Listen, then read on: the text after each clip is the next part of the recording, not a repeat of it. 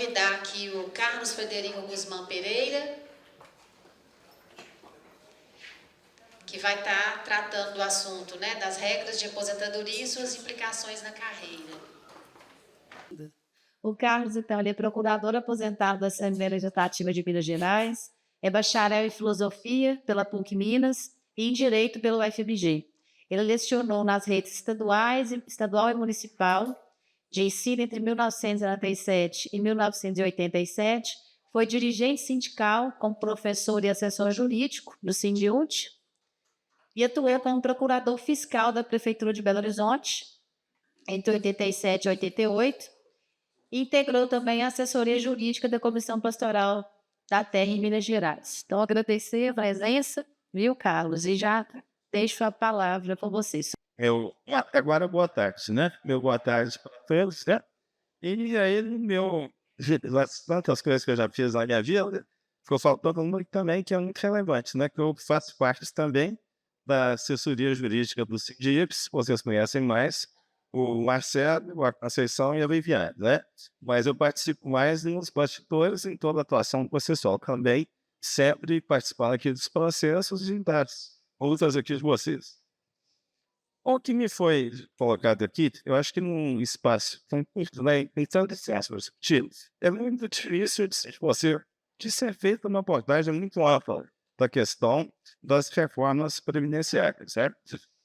Mas a gente tentando aqui reduzir o mais importante, eu queria deixar também algumas provocações aqui quanto a isso, né?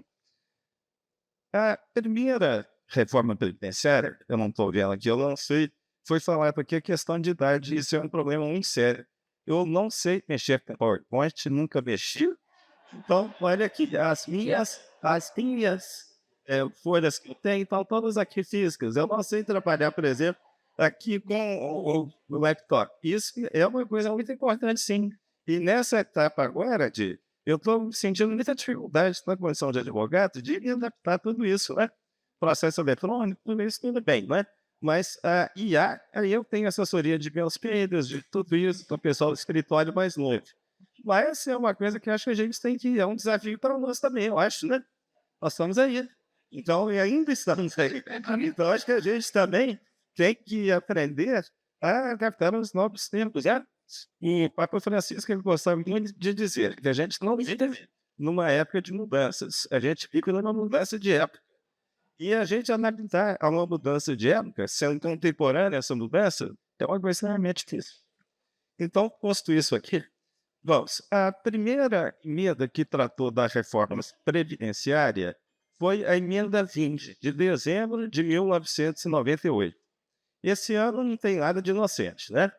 E esse ano foi o último ano do primeiro governo Fernando Henrique Cardoso, que eles tinham, à época, o Ministério para a Reforma da Administração, reforma do Estado.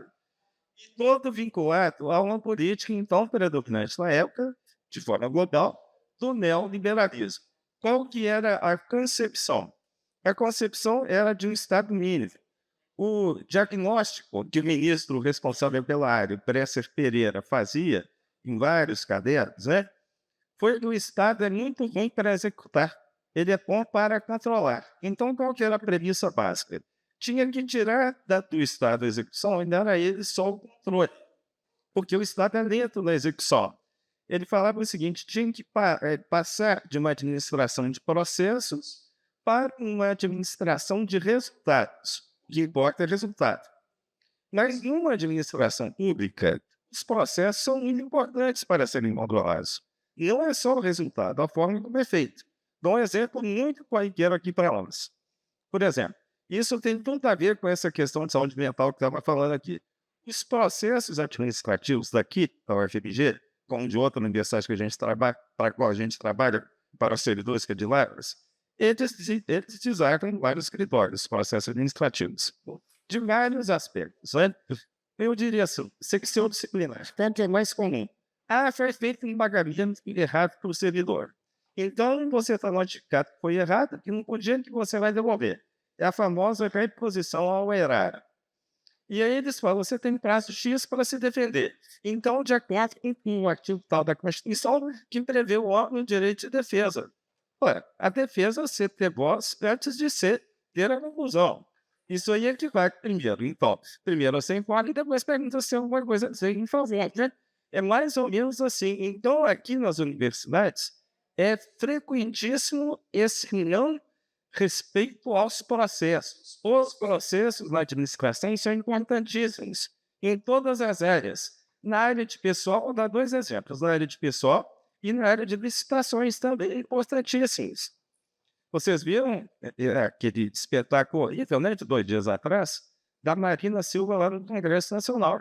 Ou seja, aquele espetáculo deprimente, não tem nem adjetivo para falar aquilo. Mas por quê?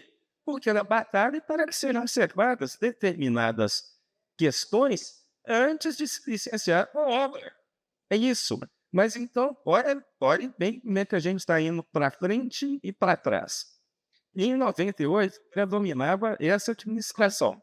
Eu não tenho informação de economista. Me parece que o Bresser Pereira teve uma evolução nesse pensamento dele de lá para cá. Não sei. Mas não importa.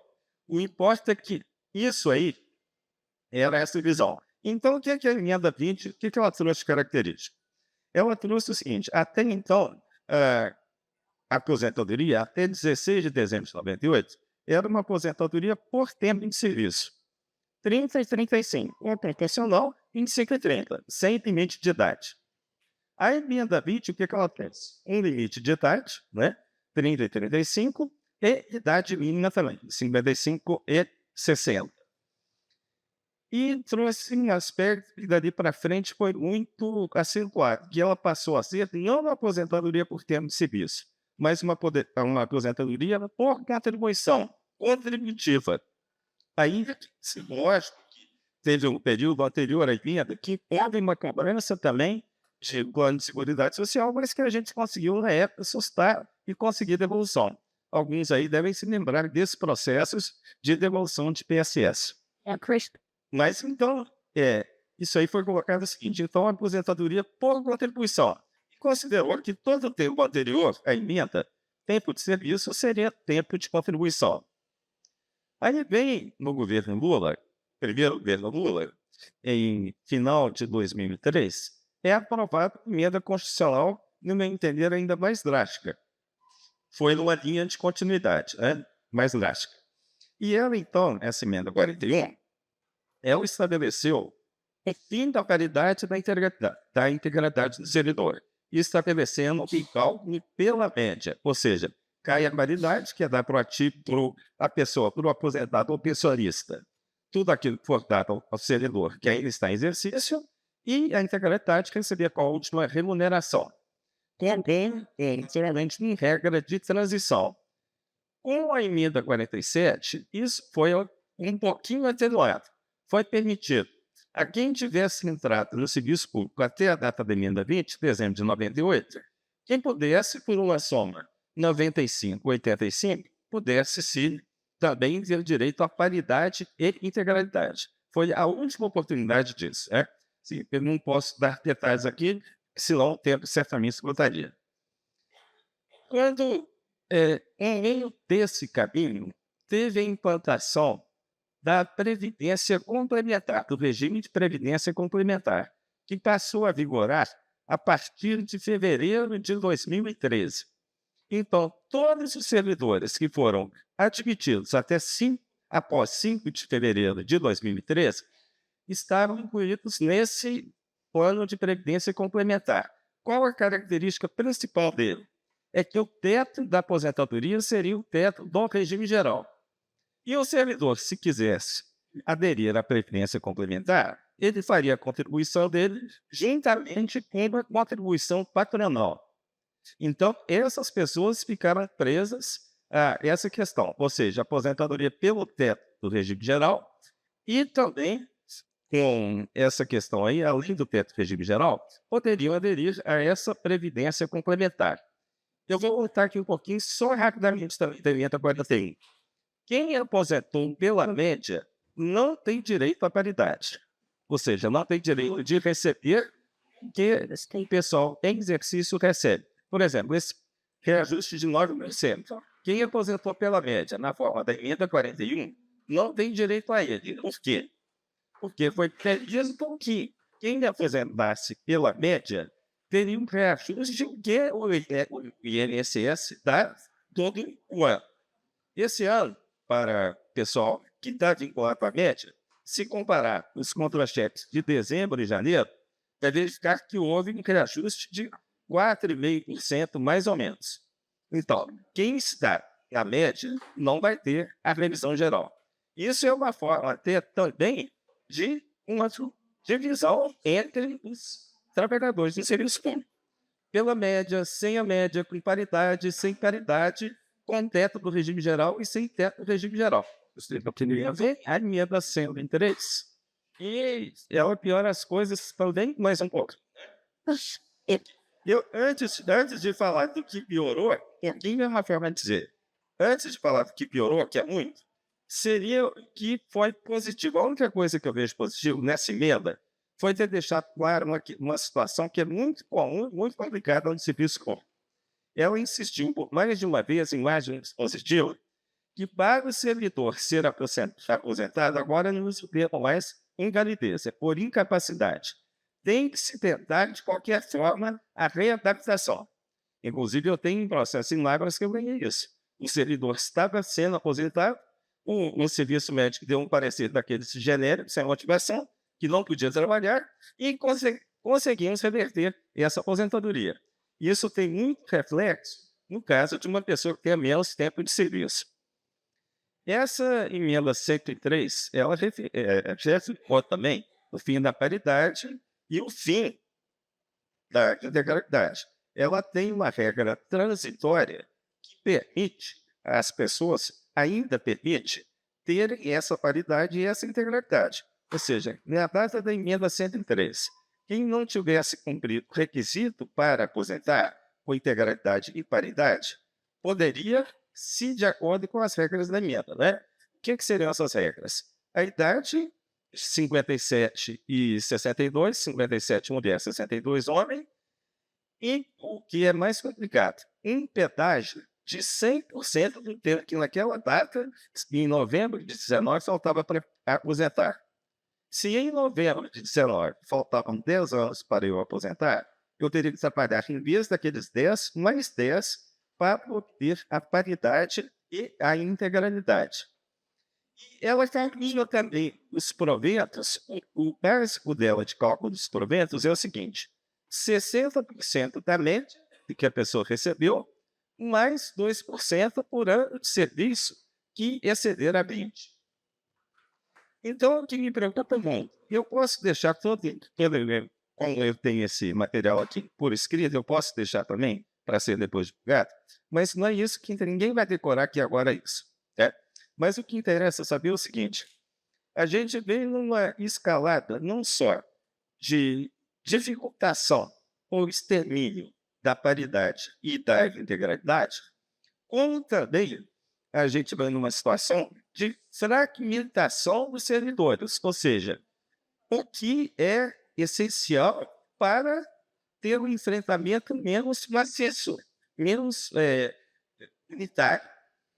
Um dado para isso que é muito relevante foi uma decisão do Supremo Tribunal Federal sobre uma ação direta de inconstitucionalidade. A redação originária da Constituição de 88, ela determinava a existência de um regime jurídico único. Havia, antes da Constituição de 88, 3 regimes jurídicos: a contratação temporária, o seletista e o estatutário. E essa contratação temporária, foi falado aí que eu fui professor em outras eras, né? E era daquela categoria desse terceiro regime, contratado temporário. Vocês devem ter ouvido falar a expressão convocados.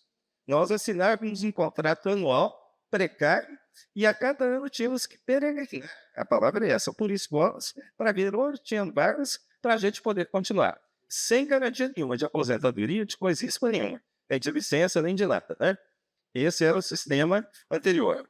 E agora, nós temos também a contratação temporária, e aí houve uma emenda constitucional que ela não mencionou mais o regime jurídico único, ela não acabou diretamente. Aí foi proposta uma ação de inconstitucionalidade. Foi dada uma liminar para suspender isso lá no Supremo. recentemente foi julgado no mérito, e o Supremo considerou no mérito, sim, que é constitucional. Então, o regime seletista não é que ele seja obrigatório, não.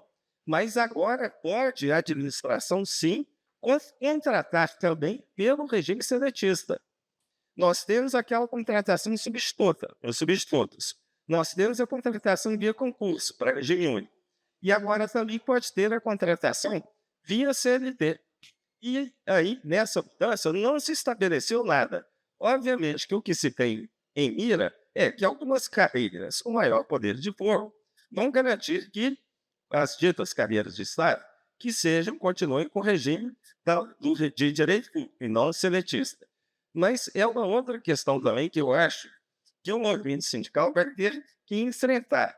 É uma realidade que está, vejam bem, ela está dividida entre quem aposentou com paridade, sem paridade, quem tem teto de regime geral, e agora quem vai ser ou não regime único ou seletista. E às vezes exercendo as mesmas atribuições. Que isso no passado já veio que não dava certo e que agora estão tentando repetir. E fora carreiras transversais que estão pretendendo criar, ou seja, determinados cargos que vão ficar desvinculados de carreiras, ou seja, vão ter um tratamento especificado. São questões assim que eu, pela urgência do tempo, que eu considerei que seriam mais relevantes de serem ditas aqui, mas eu estava conversando com a Viviane, essa questão de aposentadoria, ela vem dando uma discussão bem maior.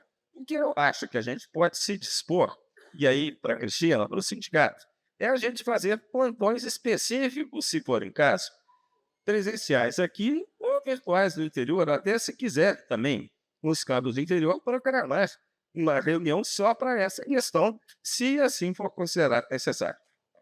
Agradeço, então, a paciência e a atenção. Muito obrigado.